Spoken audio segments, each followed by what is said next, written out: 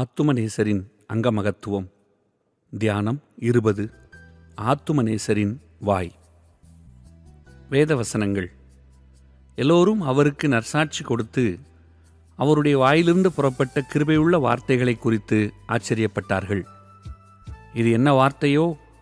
அதிகாரத்தோடும் வல்லமையோடும் அசுத்த ஆவிகளுக்கும் கட்டளையிடுகிறார்.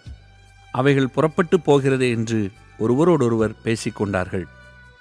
தாகமாயிருக்கிறேன் என்றார். காடி நிறைந்த பாத்திரம் அங்கே வைக்கப்பட்டிருந்தது. அவர்கள் கடற்காளானை காடியிலே தோய்த்து ஈசோப்பு தண்டில் மாட்டி அவர் வாயினிடத்தில் நீட்டி கொடுத்தார்கள். அவர் பாவம் செய்யவில்லை. அவருடைய வாயிலே வஞ்சனை காணப்படவும் இல்லை. அவர்கள் மேல் ஊதி பரிசுத்த ஆவியை பெற்றுக்கொள்ளுங்கள். எவர்களுடைய பாவங்களை மன்னிக்கிறீர்களோ அவைகள் அவர்களுக்கு மன்னிக்கப்படும். எவர்களுடைய பாவங்களை மன்னியாதிருக்கிறீர்களோ அவைகள் அவர்களுக்கு மன்னிக்கப்படாதிருக்கும் என்றார். போதனை. நம்முடைய இரட்சகருடைய திருவாயை பற்றி பேசுகிற மேலே காட்டிய வாக்கியங்களால் அவருடைய வாய் முதலாவதாக கிருபையுள்ள வசனங்களை பொழிந்தது என்று தெரிய வருகிறது. கிருபையினாலும் சத்தியத்தினாலும் நிறைந்திருந்தார். அவருடைய பரிபூரணத்தால் நாம் கிருபையின் மேல் கிருபை பெற்றோம். தேவன் நமது மேல் பொழியும்படி சித்தம் கொண்ட கிருபாநதி நமது இரட்சகராகிய இயேசுவின் வாயாகிய வாய்க்காலின் வழியாய் வடிந்தது.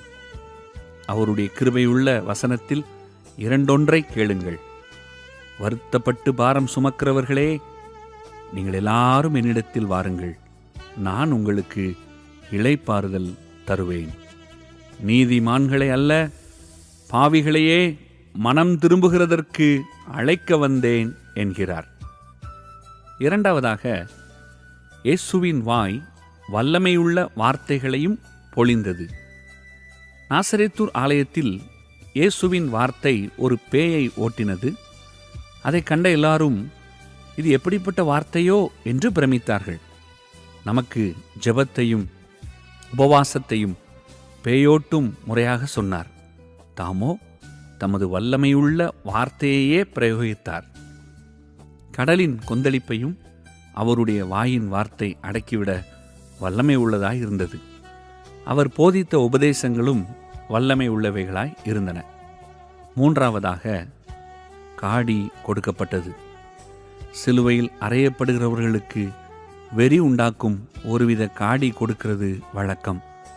பரிசுத்த மத்தேயு அதை கசப்பு கலந்த காடி என்றும், பரிசுத்த மார்க்கு அதை வெள்ளைப்போளம் கலந்த திராட்சரசம் என்றும் அழைக்கிறார்கள். இரட்சகர் கொல்கதாவுக்கு போய் சேர்ந்தவுடனே வழக்கப்படி இந்த மதுவை கொடுத்தார்கள். அவர் அதை ஏற்றுக்கொள்ளவில்லை. இரட்சகரோடு சிலுவையில் அறையப்பட்டவர்கள் தங்கள் பங்கை சாப்பிட்டார்கள். இயேசு சிலுவையில் தொங்குகையில் தாகமாயிருக்கிறேன் என்று கூப்பிட்ட போது அவர் வேண்டாம் என்று தள்ளிவிட்ட காடியையே கொடுத்தார்கள். நான்காவதாக, அவர் வாய் பாவம் செய்யவே இல்லை. இது எவ்வளவு அதிசயம்!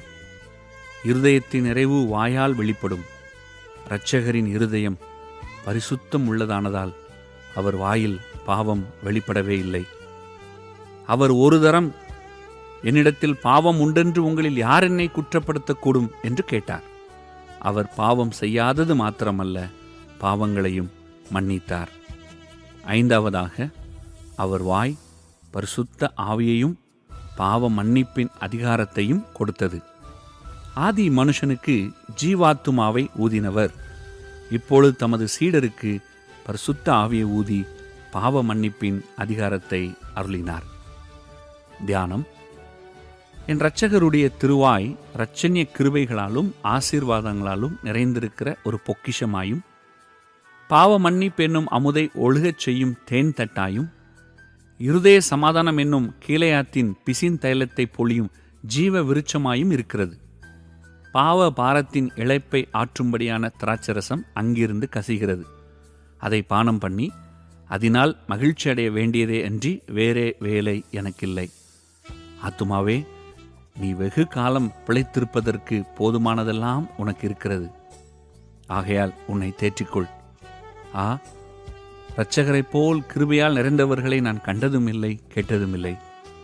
அவரும் கிருபை, அவர் வாயும் கிருபை, அவர் பேரும் கிருபை, அவர் பேச்சும் கிருபை, அவர் செய்கையும் கிருபை, அவர் பிறப்பும் கிருபை, அவர் இறப்பும் கிருபை.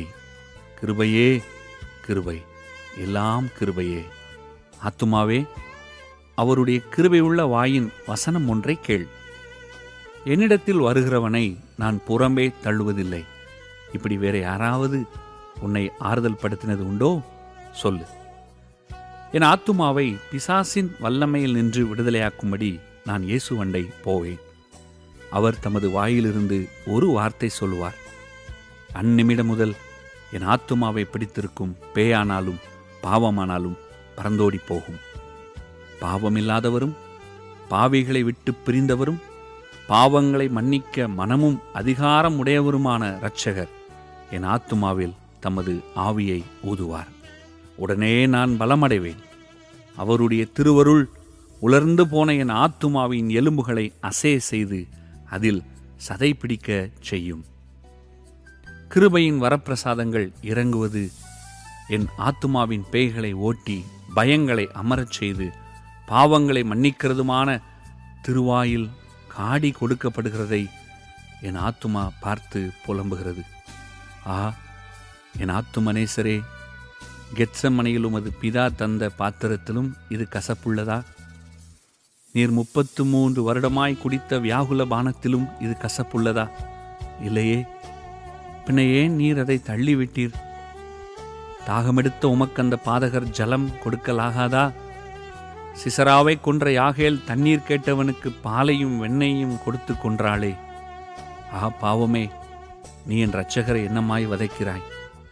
இரட்சகா, கானா ஊரில் தண்ணீரை ரசமாக்கி சகலரையும் சந்தோஷப்படுத்தின உமக்கு இந்த கசப்புள்ள காடியா கொடுக்கப்பட்டது? நீர் அதை வேண்டாம் என்று சொன்னதற்காக உம்மை புகழுகிறேன். உமக்கு சித்தமானால் அதை தேனாக மாறச் செய்து நீர் உண்ணலாம். ஆனால் என் இரட்சகர் சொந்த புத்தியோடு இருந்து என் இரட்சணியத்தை நிறைவேற்றி முடித்தார் என்று என் மனம் மகிழ்கிறது. அந்த காடியை மாத்திரம் நீர் குடித்தது மெய்யானால் உம்முடைய சத்துருக்கள் அனைவரும் நீர் என்மேல் உள்ள அன்பினால் அல்ல, காடியின் வெறி மயக்கத்தால் துன்பங்களை சகித்தீர் என்று சொல்லலாமே. நீர் மனுஷர் பேரிலுள்ள அன்பையே மதுவாக உண்டு அன்பின் வெறியினாலே மேற்கொள்ளப்பட்டு எல்லாவற்றையும் சகித்தீர் என்று என் ஆத்துமா உணர்ந்து கொள்ளுகிறது. விசுவாச விண்ணப்பம். அருள் பொழியும் வாயே நமஸ்காரம். அலகை ஓட்டும் வாயே நமஸ்காரம். காடி மறுத்த வாயே நமஸ்காரம். பாவமில்லா வாயே நமஸ்காரம். ஆவியூதும் வாயே நமஸ்காரம். ஜெபம்.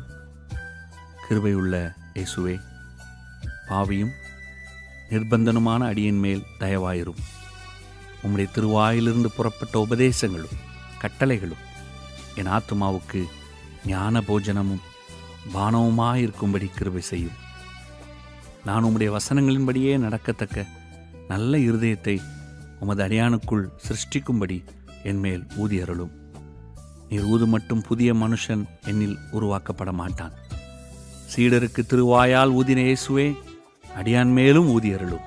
பிதா, குமாரன், பரிசுத்தாவின் நாமத்தினாலே ஆமென். துதி.